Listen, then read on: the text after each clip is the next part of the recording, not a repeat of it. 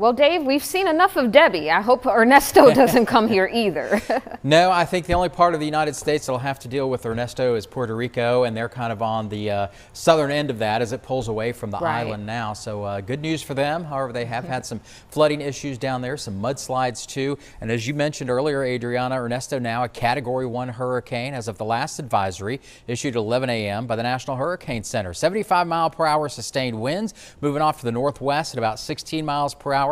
So here's Puerto Rico right here, and the storm is pushing off to the northwest at 16 miles per hour, but is expected to turn off to the north a little bit later on this evening, overnight tonight, and that should keep it out to the open waters of the Atlantic.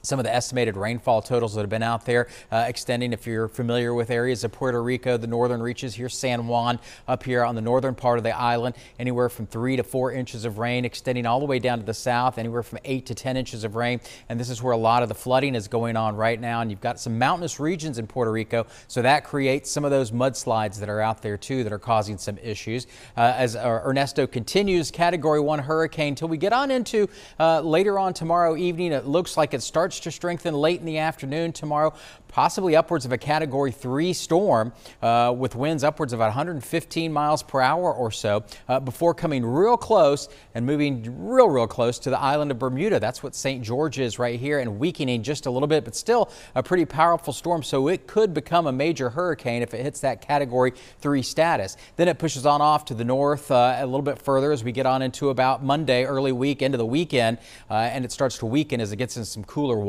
That moves on off to the north of that. We'll watch it. It's kind of meandering its way across the Atlantic as we're going in through this upcoming weekend. So we've got several days to keep an eye on Ernesto as it continues its hurricane track here. Most of the models are in pretty much good agreement that it's going to continue off to the north. One outline model brings it